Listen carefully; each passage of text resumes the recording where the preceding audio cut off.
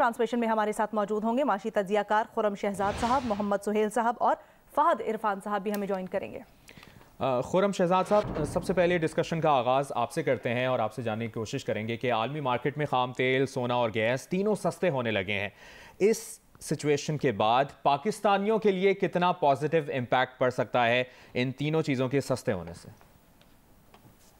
जी, अस्सलाम वालेकुम। देखें, सबसे बड़ा इम्पैक्ट जो आता है वो ऑयल प्राइसेस के चेंज होने से आता है, क्योंकि अगर आप वैसे तो दोनों फूड और एनर्जी प्राइसेस, इन दोनों का बहुत बड़ा जो है वो रोल है हमारी इकोनॉमी में भी और हमारी जैसी सारी इमर्जिंग इकोनॉमीज में बड़ा रोल है कि जब भी फूड की और ऑयल की प्राइसेस या एनर्जी की प्राइसेस ऊपर नीचे होती हैं, उस हिसाब से महंगाई में कमी या ज्यादती होती है। उस हिसाब से जो करेंसी पैरिटी है, अगर हम इंपोर्ट करते हैं और कंट्रीज जो इंपोर्ट करते हैं उनकी करेंसी पैरिटी जो है वो हर्ट होती है, यानी कि उनकी अपनी करेंसी जो है वो डॉलर के मुकाबले में गिरना शुरू हो जाती है। और हमारे साथ भी ये हुआ है। और फिर उनके जो डेट होता है, उनके कर्जेजात होते हैं, उनमें भी इम्पैक्ट पड़ना शुरू हो जाता है। तो पूरी एक चेन है जो कि ये एनर्जी प्राइसेस और फूड प्राइसेस है, खासकर तेल की प्राइसेस से लिंक्ड है।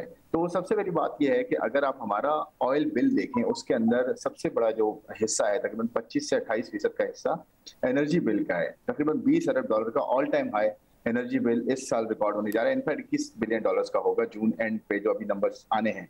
तो अगर आप ओवरऑल देखें तो अगर तकरीबन कोई $10 गिरता है ऑयल या बढ़ता है, तो रफली कोई $800 मिलियन का फर्क पड़ता है आपके इंपोर्ट कॉस्ट पे। तो ये एक बड़ा बड़ा इम्पैक्ट है कि अगर आपके यहाँ ऑयल प्राइसेस ऊपर नीचे जाती हैं तो आपके यहाँ उस हिसाब से इंपोर्ट बिल पर फर्क पड़ता है। इसके साथ साथ अभी हुआ ये है कि ना सिर्फ ऑयल जो है वो $20 गिरा है, ब्रेंट की बात कर लें या WTI की बात करें, WTI 100 से नीचे है और ब्रेंट जो है तकरीबन $103 पे अभी ट्रेड कर रहा है। इसके साथ साथ वीट की प्राइसेस भी गिरी हैं। हम $1 बिलियन की वीट इंपोर्ट करते हैं, जो गंदम होती है खाने की। उसके साथ साथ हम जो एडिबल ऑयल है, खाने पीने का जो तेल है, वो $2.5 अरब का इंपोर्ट करते हैं। इन सब में भी जो है करेक्शन हुई है, इन सब में प्राइसेस नीचे आई हैं। लेकिन मैं एक्सपेक्ट नहीं करता अभी फौरन से कि इसकी वजह से पास ऑन किया जाएगा इसको। खासकर मैं तेल की प्राइस की बात कर रहा हूँ, मैं वीट और पाम ऑयल की बात नहीं कर रहा। मैं बात कर रहा हूँ तेल की कीमतें कि अभी $100 पे आती हैं, 100 पे सस्टेन करती है। तो ये कॉस्ट उस पे हम वापस आ जाएंगे जो आज से फरवरी में पिछली गवर्नमेंट ने जहाँ पे सब्सिडी देना कम की, ज्यादा कर दी थी, सब्सिडी जो है वो चेंज की थी, तो वहां पे हम आएंगे। लेकिन 90 से नीचे अगर ऑयल आ जाता है और सस्टेन करता है, फिर मेरे ख्याल में गवर्नमेंट इस जो है काबिल होगी कि इसको पास ऑन करे और प्राइसेस को नीचे कर सके और इन्फ्लेशन में कमी हो सके। अच्छा, ये जो आप एस्टिमेट लगा रहे हैं, फहद की तरफ चलते हैं और उनसे पूछते हैं, फहद क्या आपको लगता है कि जो आलमी मंडी में इस वक्त हम देख रहे हैं कि डिमांड सप्लाई की वजह से वो फैक्टर इन हो रही है और नीचे आ रही हैं कीमतें, क्या जो खुरम कह रहे हैं, एक एस्टिमेट लगा रहे हैं कि 90 से नीचे आ सकती है, तो शायद इसके पाकिस्तान को भी, अवाम को भी रिलीफ मिले, ऐसा होना मुमकिन है?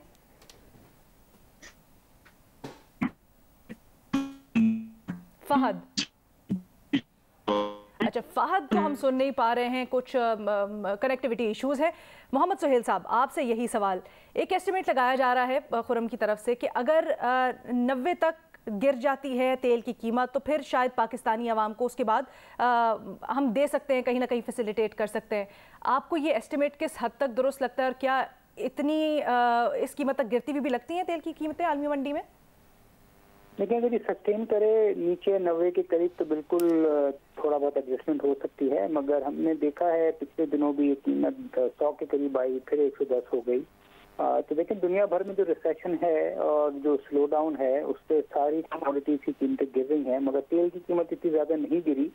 उसका रीजन यही है कि जो यूक्रेन का मसला चल रहा है, तो जो कुछ कमोडिटीज हैं जिसमें कोल है, LNG है, वो नहीं गिर रहा। मगर ये कमोडिटी प्राइसेस का गिरना, बिलखुसूस ऑयल का, ये एक ब्लेसिंग है पाकिस्तान के लिए, मगर हमें इंतजार करना पड़ेगा, बिकॉज इट्स टू अर्ली कि अगर ये सस्टेनेबल लेवल पे नीचे आए तो डेफिनेटली या तो तेल की कीमतें नीचे आएंगी पाकिस्तान में, या फिर जो हुकूमत हर माह 5-10 रुपए बढ़ा रही है, शायद वो बढ़ाना रोक दे। तो दोनों केसेस में पाकिस्तान के लिए अच्छी खबर है, इन्फ्लेशन के लिए अच्छी खबर है, मगर सबसे बड़ा सवाल ये है कि क्या ये कीमतें जो 98-99 पे आ गई हैं, क्या ये सस्टेन करती हैं कि नहीं। सही, आपके नज़दीक जिस तरह हम बात भी करें कि पाकिस्तानियों के लिए अच्छी खबर है और मुस्तकबिल करीब में क्या सिचुएशन बनती है, खुरम शहजाद आपसे ये जानना चाहेंगे, ऐसा हो सकता है कि जो लेवी लगने की बात है और IMF के मुतालिबात हैं वो भी पूरे हो जाएं और साथ ही साथ मुस्तकबिल करीब में कीमतें भी कम हो जाएं, ऐसा पॉसिबल लग रहा है आपको? देखें, ये ऐसा अगर होता है तो ये तो बहुत जबरदस्त हमारी इकोनॉमी के लिए हो जाएगा। थोड़ा सा इस पॉइंट पे इसको प्रिडिक्ट करना मुश्किल है, बट अच्छी बात यह है कि गवर्नमेंट ने किया ये कि अपने बजट को रिवाइज किया, और रिवाइज करने के बाद 7 ट्रिलियन का जो टैक्स टारगेट था 7.4 ट्रिलियन कर दिया। लेकिन प्रॉब्लम इसमें क्या है? प्रॉब्लम ये है कि जब इंपोर्ट्स गिरती हैं, देखें एक तो अच्छी खबर ये होगी और आई भी है, और ये सस्टेन अगर करती है कि इंपोर्ट नीचे जाती है, इंपोर्ट नीचे जाती है तो हमारी जो डॉलर की अवेलेबिलिटी है, डॉलर की डिमांड है, इसमें कमी हो जाएगी, और हमारे यहाँ जो पैरिटी है, रुपी और डॉलर का जो रेट है, जो उसके आपस में जो पैरिटी निकलती है, वो एटलीस्ट स्टेबलाइज हो जाएगी और कम हो सकती है। फिर आईएमएफ के काफी डिसीजंस ऐसे हैं जो आईएमएफ के ने कहे तो वो ले लिए गए, रिवाइज कर दिए गए। तो मेरे ख्याल में आईएमएफ ऑनबोर्ड आ जाएगा। आईएमएफ ऑनबोर्ड आता है, चाइना ने साथ में आपको 2.3 बिलियन डॉलर्स दे दिए, फिर सऊदी अरेबिया और यूएई से एक्सपेक्टेड है। ऑयल प्राइसेस नीचे आती है ना, तो उसके 3-4 बड़े इंपैक्ट्स होंगे। एक तो ये होगा कि इंपोर्ट्स कम होगी, ट्रेड डेफिसिट आपका कम होगा, साथ में आपकी महंगाई में कमी होगी, और साथ में आपकी डेट जो है वो, उसमें जो फॉरेन डेट है, बाहर के जो कर्जाजात हैं, क्योंकि रुपी थोड़ा इंप्रूव होगा डॉलर के अगेंस्ट, तो बाहर के कर्जाजात में थोड़ा सा हमें जो है वो फायदा हो सकता है। फायदा नहीं, इनफैक्ट हमारी जो कॉस्ट बढ़ती है वो नहीं होगी, जो कि ऑपोजिट डायरेक्शन में जब रुपी जाता है तो बढ़ती है। दूसरी चीज ये है कि आपने ये कहा कि जी इसका इम्पैक्ट और क्या हो सकता है। देखें, एक और चीज इम्पैक्ट ये हो सकती है जो कि थोड़ा सा नेगेटिव साइड पे, वो ये कि हमारी एक्सपोर्ट्स भी, एक तो इंपोर्ट के अंदर रॉ मटेरियल उनका आता है, उसका भी एक जो है इम्पैक्ट होगा, लेकिन एक्सपोर्ट मार्केट जो है, कमोडिटी प्राइसेस नीचे आती है तो एक्सपोर्ट मार्केट हमारी आहिस्ता आहिस्ता नीचे आएगी, हमारी एक्सपोर्ट्स कम हो सकती है रिलेटिवली, वो शायद ग्रोथ ना हो। तीसरी चीज ये है कि इंपोर्ट नीचे आने की वजह से टैक्सेस की कलेक्शन कम हो सकती है, क्योंकि हमारे यहाँ आपने देखा है कि जो टैक्सेस हैं जो कलेक्ट किए जाते हैं इंपोर्ट स्टेज पे तकरीबन 48% है। लास्ट ईयर का जो टोटल टैक्स कलेक्शन है उसका 48% इंपोर्ट से आया है। जब इंपोर्ट्स गिरती हैं तो वो टैक्सेस को इम्पैक्ट करेंगी, टैक्सेस को इम्पैक्ट करेंगी, तो आईएमएफ कहेगा जी टैक्सेस पूरे करें, टैक्सेस पूरे करने के लिए हम बात करें, और मेरा ख्याल है आईएमएफ को जरा इन डेप्थ जाके हम आगे खुरम डिस्कस भी करते हैं, लेकिन छोटे छोटे सवाल आपसे भी, खुरम साहब से भी ये पूछना चाहूंगी। अभी हम बात कर रहे हैं वेस्ट टेक्सास और ब्रेंट को फैक्टर इन कर रहे हैं। अभी पाकिस्तान की कुछ रूस से भी बातचीत चल रही है, ऐसी कुछ खबरें गर्दिश में हैं, ज़राए दावा करते हैं अगर वहाँ से तेल आता है तो फिर क्या हम फ्यूचर में एक अच्छा प्रोस्पेक्ट देख सकते हैं? खुरम पहले आप बता दीजिएगा। जी जी जी, बिल्कुल देख सकते हैं। उसकी वजह ये देखें, हमारा जो ज्यादातर ऑयल इंपोर्ट होता है वो मिडल ईस्ट से होता है, और मिडल ईस्ट के साथ ऑफ कोर्स सऊदी अरेबिया है, यूएई है, और यहाँ की कंट्रीज के साथ सबके साथ हमारी डील होती है। तो यहाँ से हमें एक अच्छी चीज ये मिल सकती है कि हमें एक तो कैश जो डिपॉजिट्स होते हैं वो सऊदी अरेबिया ने जो है इन प्रिंसिपल तो कहा हुआ है कि हम देंगे, और यूएई ने भी कहा हुआ है हम देंगे, और अपनी जो एग्जिस्टिंग लाइन है $1 बिलियन की दोनों की, उन्होंने दिसंबर में कर दी है, यानी कि आगे कर दी है 1 साल। तो ये तो अच्छी खबर ऑलरेडी है। इसके साथ अगर हमें ऑयल जो है डेफर्ड पेमेंट्स में मिलता है, ऑयल प्राइसेस नीचे जाती हैं, तो हमारे लिए डॉलर का जो रिक्वायरमेंट होगी वो मजीद कम हो जाएगी। रिजल्टेंटली ये होगा कि जो पाकिस्तानी रुपये और डॉलर की पैरिटी ये काफी इंप्रूव हो सकती है। लेकिन मैं फिर ये कहूंगा ये शॉर्ट विंडो होगी, जब तक हम एनर्जी रिफॉर्म्स नहीं करेंगे, फिस्कल रिफॉर्म्स नहीं करेंगे, ये स्टॉप गैप सॉल्यूशंस हम करते रहेंगे, लेकिन ये सस्टेनेबल नहीं। कोई टाइमलाइन आप बता सकते हैं? आप ये पूछ रही हैं कि रिफॉर्म्स की बात करेंगे? नहीं, रिफॉर्म्स नहीं, आप कह रहे हैं ना कि अवाम तक इसके जो फायदे हैं वो कब तक पहुंचेंगे। बड़ा फार फेस्ट एक टॉपिक है, तो अवाम को कितनी देर इंतजार करना पड़ेगा? दिल में तो सवाल यही है। देखें, ऑयल प्राइसेस नीचे आनी है, उसकी 2-3 वजूहत हैं। एक तो ये ओपेक की प्रोडक्शन जो बढ़ाने की बात हो रही है, ईरान की प्रोडक्शन जो है फ्लो मार्केट में आने की बात हो रही है, टाइटनिंग जो है ना यूएस में और यूके में और यूरोपियन कंट्रीज में इंटरेस्ट रेट को बढ़ाया जा रहा है ताकि डिमांड स्लो डाउन हो। तो यही हुआ है, जो 2-3 दिन में जो इम्पैक्ट आया है, रिपोर्ट्स निकली हैं, यही हुआ है। इसकी वजह से ऑयल नीचे 70-80 के पास जो है ना वो सस्टेन हो सकता है। 70-80 पे आता है ना, तो ये मेरे ख्याल में विदिन मंथ्स आता है, 2 मंथ्स आता है, तो आपको प्राइस पास ऑन मिलेगा और आवाम को रिलीफ मिल सकता है। ठीक है, इसी दौरान हमें मौशी तजियाकार फहद इरफान ने भी ज्वाइन कर लिया, लेकिन उनसे पहले सुहेल साहब आपसे जानना चाहेंगे, जिस तरह खुरम साहब भी बात कर रहे हैं, आपको भी लगता है कि एक्सपोर्ट मार्केट में कमी आ सकती है डिक्लाइन की तरफ, और खुसूसी तौर पर एनर्जी रिफॉर्म्स पर काम करने की कितनी ज़रूरत है? पहले फहद इरफान आपसे जानना चाहेंगे। फहद, देखिए, एनर्जी रिफॉर्म्स पे तो काम करना बहुत ज़रूरी है। उसके आगे मैं आपको 1-2 नंबर्स रख देता हूँ, आपको उससे अंदाज़ा हो जाएगा कि इसकी कितनी अहमियत है। उसमें ये कि देखें, आप सबसे पहली चीज़ जो ज़रूरी है वो ये है कि आप इंडिजिनस मतलब लोकल फ्यूल्स पे जाएं, जिसमें आपका लोकल कोल है, आपकी लोकल जो हाइड्रो पावर है उसको आप एक्सप्लॉइट करें। अगर आप इस साल का बिल देखते हैं $17 अरब का, तो उसमें से करीबन कोई $4 अरब के करीब की जो अमाउंट है वो सिर्फ जो इंपोर्टेड कोल और इम्पोर्टेड RLNG पावर प्लांट्स हैं उसके हैं। तो ये $4 अरब हम बचा सकते हैं अगर हम अपना लॉन्ग टर्म में जो इंडिजिनस फ्यूल है उस पर अगर हम लोग शिफ्ट कर जाएं। और इन लोकल कोल ऑलरेडी हम उस पर काम कर रहे हैं और हाइड्रो में भी हम लोग ऑलरेडी काम कर रहे हैं, तो ये कोई नई चीज़ नहीं है, बस थोड़ा सा लेंदी होता है कंपेयर टू अगर आप इम्पोर्टेड कोल प्लांट लगाना चाह रहे हैं या फर्नेस ऑयल या LNG वाला प्लांट लगाना चाह रहे हैं। इससे पहले आपने मुझसे सवाल पूछा था ऑन के इसका कितना इम्पैक्ट आ सकता है पाकिस्तान पे। देखें, हर $10 पर बैरल का तकरीबन कोई $2 बिलियन एनुअल आपकी जो है वो सेविंग के ऊपर आता है आपकी इंपोर्ट बिल में। $2 बिलियन एक साइजेबल अमाउंट है। इन्फ्लेशन की जहां तक बात है, जो आप लोगों ने अक्सर न्यूज में देखा होगा कि जी बहुत बड़ा नंबर आ गया पिछले महीने का 21% का, उसमें से आधा जो ग्रोथ थी यानी 13.5 था मई में और तकरीबन 21 से थोड़ा ऊपर था जून में, उसमें से आधी जो ग्रोथ थी वो सिर्फ आपकी फ्यूल प्राइसेस की वजह से थी। तो अगर फ्यूल प्राइसेस $80 या उससे भी नीचे आती हैं तो PDL की सारी एडजस्टमेंट के बावजूद भी आवाम जो है रिटेल लेवल पे प्राइसेस जो है वो नीचे देख सकती है। और 2-3 चीजें मैं पहले भी बताई थी, मैं दोबारा भी आप लोगों के साथ शेयर कर देता हूं कि ऑलरेडी जो पेट्रोल और डीजल की प्राइस है जो कि मोर इम्पोर्टेंट है हमारे लिए, इसलिए कि पेट्रोल और डीजल की प्राइस पे हम लोगों की सेट होती है। डीजल $174 अ बैरल पे ट्रेड कर रहा था लास्ट 15 दिन, आज से 15 दिन पहले। वो अब जो है उससे साइजेबली नीचे आ चुका है। और अगर आप लेटेस्ट नंबर की बात करें तो अराउंड $158 पे ट्रेड कर रहा है, $16 से डीजल नीचे आ चुका है। सिमिलरली पेट्रोल जो है वो $142 पे अरब पेट्रोल ट्रेड कर रहा था, वो अब जो है वो तकरीबन $130 पे ट्रेड कर रहा है। तो ये सब जो है वो पॉजिटिव डेवलपमेंट्स हैं। सस्टेन कितनी देर करता है वो ऑब्वियसली एक चीज देखने वाली है, लेकिन ये सब आपकी इन्फ्लेशन, आपके इंपोर्ट बिल, आपके US डॉलर, तमाम चीजों पे इसका एक पॉजिटिव इफेक्ट आ सकता है। और मोस्ट प्रोबेबली कमोडिटी प्राइसेस यहाँ से मजीद नीचे आएंगी, इसलिए कि ग्लोबली एक रिसेशन का फियर है, ये अनसस्टेनेबल लेवल पे थी और इससे पाकिस्तान को बहुत ज्यादा फायदा आप अगले 3-4-6 महीने में देख सकते हैं कि होगा। सही। अच्छा खुरम, आपसे जानना चाहेंगे, सिटी ग्रुप ने जो प्रोडिक्शन दी है और बताया कि इस साल के अख्ताम पर खाम तेल की कीमतें $65 फी बैरल और साल 2023 ख़त्म होने पर $45 फी बैरल तक गिर सकती हैं, तो इस पर आप अगर इस प्रेडिक्शन को एनालाइज कर सकें और समझा सकें।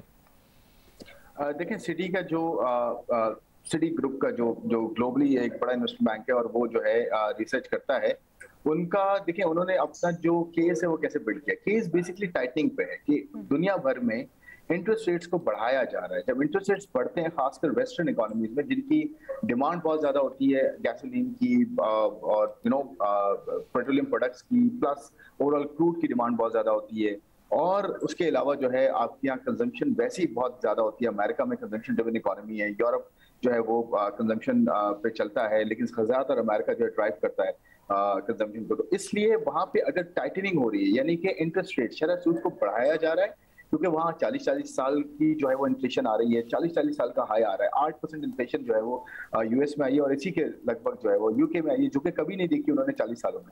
तो उनका कहना ये है कि हम जब रेट बढ़ाते हैं तो नेचुरली वो कंटेन होती हैं, चीज़ों की कीमतें गिरना शुरू होती हैं, क्योंकि लोगों के हाथ में कम डॉलर, कम यूरो या कम करेंसी होती है।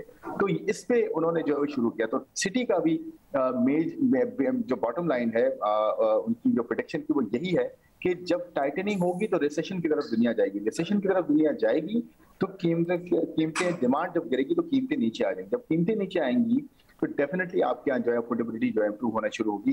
तो इस बेसिस पे उन्होंने 65 इस साल की दी है और 45 अगले साल की दी, जो कि बहुत रीजनेबल है। इसके साथ एक और चीज क्या है, एक और चीज ये है कि ओपेक जो है वो अपनी प्रोडक्शन बढ़ाने की बात कर रहा है, क्योंकि रशिया और यूक्रेन, ये बड़ा इंपॉर्टेंट पॉइंट है। रशिया और यूक्रेन की जो अभी लड़ाई चल रही है उसमें अगर प्राइसेस नीचे आती हैं ऑयल की, तो रशिया के पास कोई इंसेंटिव नहीं रहेगा कंटिन्यू करने का वॉर को, और at the same time isolation में भी रहे वो दुनिया के साथ, क्योंकि वो बैंकिंग सिस्टम से आउट हो चुका है इस वक्त और दूसरे इश्यूज उसके चल रहे हैं। लेकिन उसके पास एक इंसेंटिव ये था कि वॉर को रखने का, देखिए नॉर्मल इंसेंटिव ये होता है कि ऑयल प्राइसेस बहुत ज्यादा बढ़ जाएंगी, ऑयल प्रोड्यूसर है वो तो उसको बहुत ज्यादा फायदा होता है उससे। तो इसके पास मेरे ख्याल में ऑयल प्राइसेस टूटती हैं तो उसको भी फायदा नहीं होगा वॉर बरकरार रखने। जब वो वॉर खत्म कर देगा। अच्छा, ये बड़ा अहम पॉइंट है, सारा बुनियादी नुकता यही है सस्टेनेबिलिटी का जो आप खुरम कह रहे हैं। फहद, आप बताइएगा इसमें कि अभी हमने एक देखा अनप्रेसिडेंटेड इकदाम हुआ है अमेरिका की तरफ से, बाइडेन ने ऑयल रिजर्व्स रिलीज किए, मजीद भी आगे कुछ इरादा करते हैं ये लोग इस तरह के अनप्रेसिडेंटेड इकदाम करने के, उसकी वजह से हम उसको देख भी रहे हैं कि नीचे आई है कीमत। लेकिन क्या आपको लगता है कि ये लॉन्ग टर्म में सस्टेनेबल होंगे कि बाकी ममालिक में भी एटलीस्ट इसको रेसिप्रोकेट किया जा सके या नीचे तक ट्रिकल डाउन हो? देखें, इश्यू जो है ना डिमांड साइड का तो अब रहा ही नहीं है। हाँ। आपको ये समझना होगा कि कीमतों को डिमांड और सप्लाई दोनों चीजें जो है वो ड्राइव करती हैं। डिमांड साइड पे जैसे हमने साहब ने बताया कि क्योंकि इंटरेस्ट रेट्स बढ़ रहे हैं और एक टाइटनिंग की जा रही है ग्लोबली, तो डिमांड के ऊपर इम्पैक्ट आएगा डायरेक्टली। और ये हमने 2-3 दफा पहले भी आज 50 ईयर हिस्ट्री में देखा है। Problem is supply side.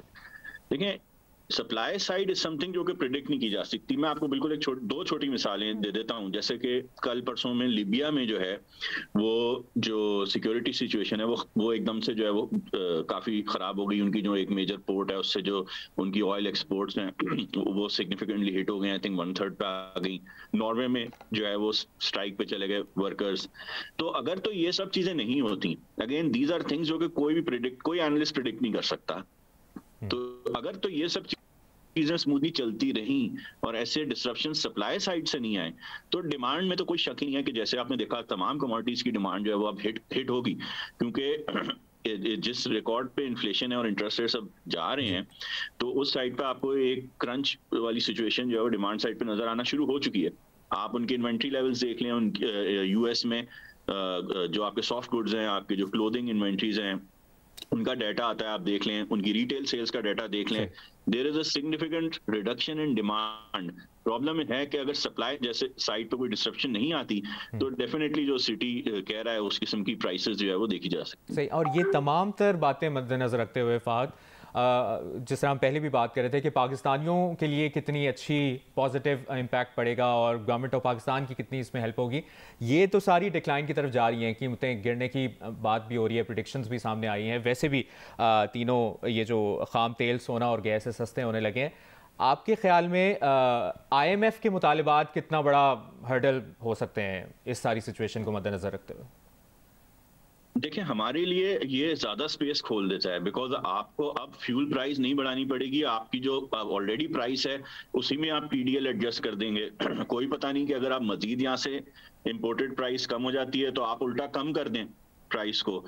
तो पाकिस्तान के लिए तो बहुत ही अच्छी सिचुएशन हो जाएगी, खास तौर पे बैलेंस ऑफ पेमेंट्स वाली साइड पे। देखें, PDL is a local tax, रुपयों में जो है वो लिया जाता है। जो ऑयल आप इंपोर्ट कर रहे हैं, डॉलर जिसमें आप दे रहे हैं, अगर मैंने जैसे आपको बताया कि $10 पर बैरल पे आप तकरीबन $2 बिलियन की एनुअल सेविंग कर सकते हैं।